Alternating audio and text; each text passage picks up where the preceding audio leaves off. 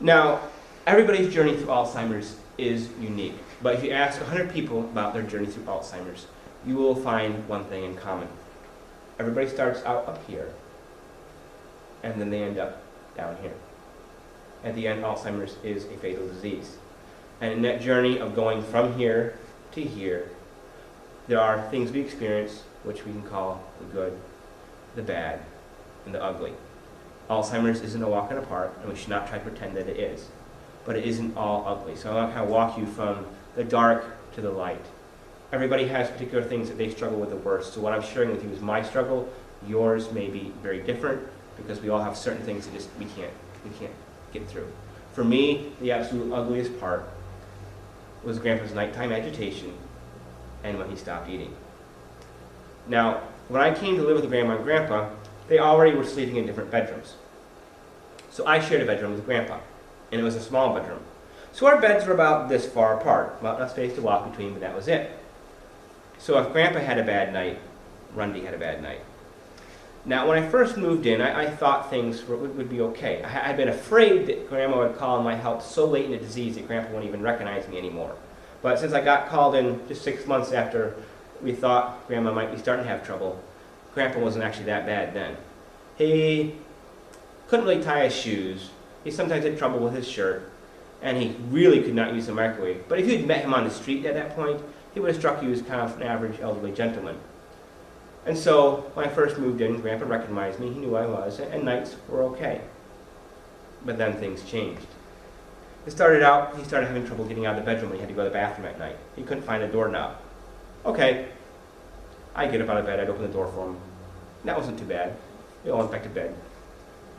But then things got worse.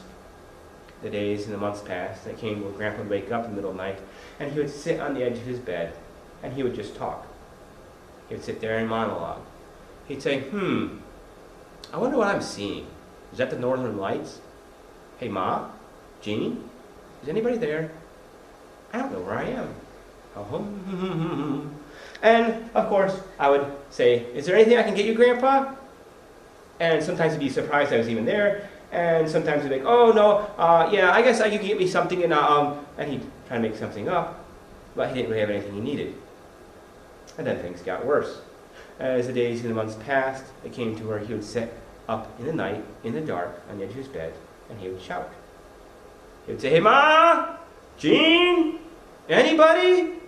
And of course, you really can't sleep when someone's on the other bed shouting. I would ask him if there's anything he needed or wanted, but of course he couldn't think of anything. And then things got worse. He would wake up in the middle of the night and he would crawl around the bedroom. He'd pull the drawers out of his dresser. He'd take things out of his dresser drawers in the dark. He'd fiddle in the corners on his hands and knees trying to find things. He could do that all night. I might put him to bed at 9 o'clock and he'd wake up at 11 o'clock and he'd be up for the rest of the night until morning time. He was 80 years old and he partied like a boy in college. I don't know how he had energy to do it. It seemed insane. How can a man that old stay up all night? But he was lost in his own mind. He'd forgotten what going to bed meant. He forgot what sleep meant. And so he'd spend the whole night lost in his own mind. And when morning came, when morning came it was bad because then he couldn't go that long without sleep. He was like a zombie. He couldn't figure out how to eat. He couldn't figure out how to do all the normal things he would do in a normal day. And I was exhausted too. So it was physical torture, going through the night and knowing that in the morning time, he was going to be horrible, I was going to be tired, and why couldn't he go to sleep? I said I had patience, but about after 3 hours of laying awake with him yelling, I kind of lost about all the patience I had. And I felt like, how am I going to survive? How am I going to last? Physically, that was the hardest thing for me. Now, eventually, that season in caregiving did pass. It didn't last from beginning to end. It was kind of the largest chunk in the middle when he was still physically mobile and starting to get really confused was when it was worst for those nighttime things. But then, as we got to the very end of Alzheimer's, Grandpa stopped eating. Now, if someone survives to the very terminal stage of Alzheimer's, this will happen to all of them. If you don't die earlier from pneumonia or something else, if you last to the very end, you will either forget how to swallow or you'll forget what hungry means. And for Grandpa, he forgot what hungry meant. Well, why are you shoving things in my face for? I don't need anything shoved in my face, was his reaction, because food had lost meaning. Why are we doing this? Why are you doing that to me? And he would get very belligerent, very frustrated with people doing that to him. I mean, understandable in one sense, but at the same time, you're sitting there thinking, if you don't eat, you will die. You need to eat to live. And I had intellectually known that eventually we would end up here. But emotionally, all those intellectual thoughts didn't help at all. I had gotten so good at feeding him. I had gotten so good at taking care of him that when I couldn't feed him anymore, I felt like a failure. I felt like I was a failure as a caregiver, for I couldn't keep him eating. There was no physical impediment. It wasn't like he was laying there on a ventilator or something. So why can't he eat? Well, I could tell myself why, but it didn't make me feel anything less like a failure. And after spending all morning trying to get him to eat breakfast, trying to get him to do the basic things he needed to stay alive, and I couldn't get him to, I would go back and lay in my bed and stare at the ceiling and think, I don't know how to get through this. I don't know how I'm going to make it. For me, those were the darkest days, trying to come to terms with the fact that I could not overcome Alzheimer's. Now, not everything was that ugly. And basically, those two things were the absolute worst for me. But there's many other things. Gotta make sure the seagull goes to sleep on me. Now, there was other things that I call the bad, the kind of the average, everyday, not fun sort of things. Now, the funny thing is that those bad things were things I had obsessed about ahead of time. They're what I thought was going to be horrible. I thought, oh my goodness. And those two things were Grandpa's bathroom issues and his daytime agitation. Now, I knew incontinence was something that came with Alzheimer's eventually. And Grandpa was a very, very, very modest man. He used to stay out of his bathroom business. And so I was like, oh no, I can see how this is going to be horrible. I can see how this is going to go badly. And I obsessed about it. But it turned out to not be as big an issue as I thought. Yes, it was an issue. Yes, we had to maneuver things as we got into that part of caregiving. But I figured out how to do it. I figured out how to be discreet, to be helpful but not pushy. And when he started having messes, I found out, you know what? There's solutions to this. There's cleaning products if there's a mess. There's incontinent products if he needs incontinent products. And if there is a mess, it's 15 minutes of cleaning up and then we're moving on. So it was a problem that had a solution, unlike those ugly things where they were so ugly because there was no solution I could bring to the problem. We just had to wallow in the horribleness of it. So yes, incontinence isn't fun, but it's something that has a solution for it, and I learned to adapt. And then there's the daytime agitation. Mid-late afternoon, many people have Alzheimer's. Not all of them, but many of them develop an agitation. It's called sundowning, because it comes on as the sun starts to descend in the sky. And for Grandpa, when that time of day came, he would get so agitated. He thought everything in the house was broken and needed to be fixed. The couch needed to be fixed. Oh, the bathroom needed to be fixed. Oh, the bedroom needed to be fixed. Everything needed to be fixed. And he had to fix it all. It was a psychological compulsion. He would go around the house saying, hey, Ma, I need help fixing this thing over here. Hey, Ma, the bathroom ain't working right. Hey, Ma, here in the bedroom, we need to fix things here. He would do it until he was so exhausted he couldn't stand up. He wasn't having fun at all, but he had to do it. And he would yell and call for help all afternoon long. And eventually I learned to deal with it. I realized, you know what? He don't want to do this.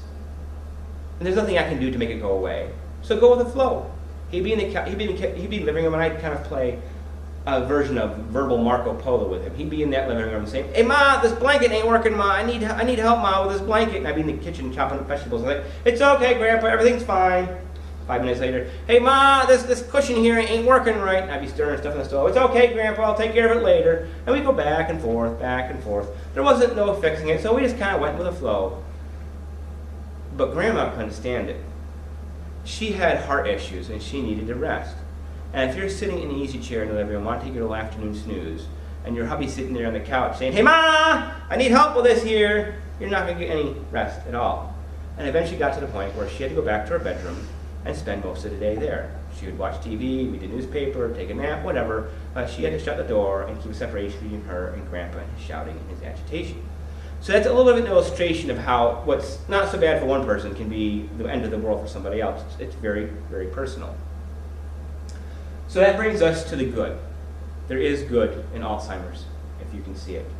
And for me, one of the first good things I saw in that was I developed a closeness with my grandfather like I never had before. Now, Grandpa had never really been close to anybody. When he was 10, 12 years old, his father had committed suicide. And I think when that happened, he put a shield around himself and said, not literally, but to himself, he said, I'm not going to let anybody close. That way nobody will hurt me, and I'll hurt nobody else. He never had a really close relationship with his children. He never really had any friends in his life. He basically kept to himself.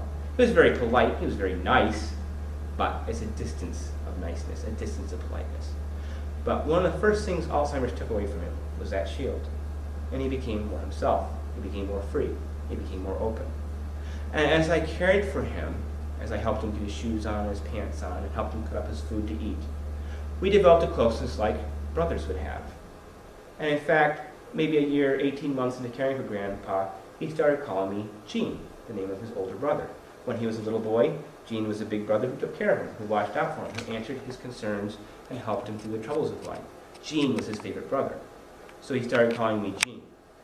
And as it progressed, as I began to take care of him even more and more, I was the person who tucked him into bed at night, as the person who gave him hugs and answered his concerns and his questions and his fears. I read him stories and I sang him songs.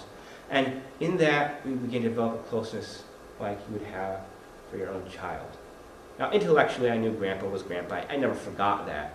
But emotionally, when you're doing those tender, intimate things for somebody else, like you would for a child, you begin to feel the tenderness towards them, the love towards them that you would towards your own child. So we developed a closeness that I don't know if my grandfather had with anyone else in his life ever. But above all that, more than all of that, in caring for my grandfather for those 3 years, I came to experience what self-sacrificial love is like, what it means, what it costs, and what it gains you. And I will carry that lesson through the rest of my life, and it will impact every relationship I have. And for me, that is the greatest unexpected gift that I gain from being a caregiver for someone with Alzheimer's.